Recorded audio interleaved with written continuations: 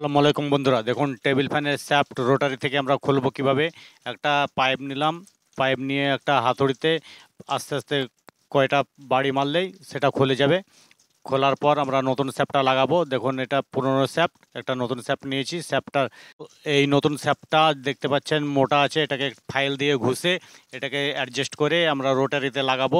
File দিয়ে আমি ঘষে নিচ্ছি, একটু ভালোভাবে ঘষে নিতে হবে, চারিদিকটা সমানভাবে ঘষতে হবে যেন মিহি না হয়ে যায়। মিহি হয়ে গেলে রোটারির সঙ্গে টাচ হবে না এবং লুজ হয়ে যাবে। লুজ হলে শুধু রোটারিটা ঘুরবে, শ্যাফটটা ঘুরবে না। তার জন্য এটা খুব সাবধানে ঘষে নিতে হবে ফাইলের সাহায্যে। আমি ঘষে নিচ্ছি, আস্তে আস্তে ঘষছি, একটু টাইম লাগবে। টাইম লাগলেও কাজটা খুব ধীরেভাবে করতে হবে এবং খুব দক্ষভাবে কাজ করতে হবে। কাজ না করলে, ভালোভাবে না করলে সাকসেসফুল হবে না। এবং আমি ঘষে নিয়েছি এবং রোটারিতে লাগাচ্ছি। দেখুন পাইপটাকে উল্টো দিকে লাগিয়ে এবার পাইপের মাধ্যমে আস্তে আস্তে বাড়ি মারছে হাতুড়ি দিয়ে। দেখুন ঢুকছে, একটু শক্ত আছে, খুব বেশি ঘষিনি, তার জন্য এটা একটু টাইম লাগবে।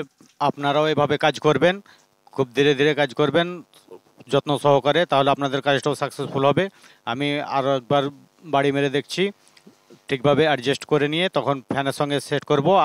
আর বন্ধুরা, আমার ভিডিওটা যারা দেখছেন, চ্যানেলে নতুন এসেছেন, তারা চ্যানেলটিকে অবশ্যই সাবস্ক্রাইব করবেন এবং লাইক শেয়ার করবেন। যারা ফেসবুকে দেখছেন তারা ফেসবুক পেজটিকে ফলো করে দেবেন। স্যাপটা একটু ঘষা কম হয়েছে ফাইল দিয়ে, তার জন্য একটু টাইম লাগছে। আমাকে একটু ভালোভাবে অ্যাডজাস্ট করতে হবে যেন ওয়াশারগুলো লাগানো যায় ঠিকভাবে। অ্যাডজাস্ট করে বারে বারে দেখতে হবে আর করতে হবে যেন রোটারিটা বেশি না নেমে যায়। তার জন্য আমাকে দেখতে হচ্ছে আর বাড়ি মারতে হচ্ছে হাতুড়িতে। দেখুন আমার প্রায় হয়ে গেছে। এবার আমি ফ্যানের সঙ্গে ফিট করে দেখাচ্ছি আপনাদেরকে কি সুন্দর ফ্যানটা ঘুরবে। দেখুন, আর ওয়াশার লাগিয়ে ঠিকভাবে অ্যাডজাস্ট করতে হবে। কয়েলটাকে আমি লাগিয়ে নিচ্ছি ফ্যানের বডির সঙ্গে। আর আপনারা ভিডিওটা কে কোথা থেকে দেখছেন অবশ্যই কমেন্টে জানাবেন।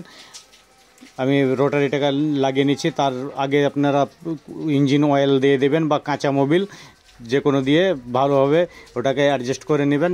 নেওয়ার পর ওটাকে লাগিয়ে নেবেন, রোটারির সঙ্গে স্যাপটা সহ লাগিয়ে নেওয়ার পর তার কারেকশান করবেন। দেখুন আমি অয়েল লাগিয়ে নিচ্ছি। স্যাপটে ইঞ্জিন অয়েল সব সময় লাগাবেন বুশ দিয়ে, বুশের সঙ্গে স্যাপটে অয়েল না লাগালে স্যাপটা ক্ষয় হয়ে যাবে গরম হয়ে। তার জন্য সবসময় ইঞ্জিন অয়েল দেওয়া যায়। স্যাপটাকে বডির সঙ্গে ফিট করা হয়েছে। এবার আমি পেছনকার ঢাকনাটাকে লাগিয়ে নিচ্ছি, তারটাকে ভরে নিচ্ছি পেছন দিয়ে।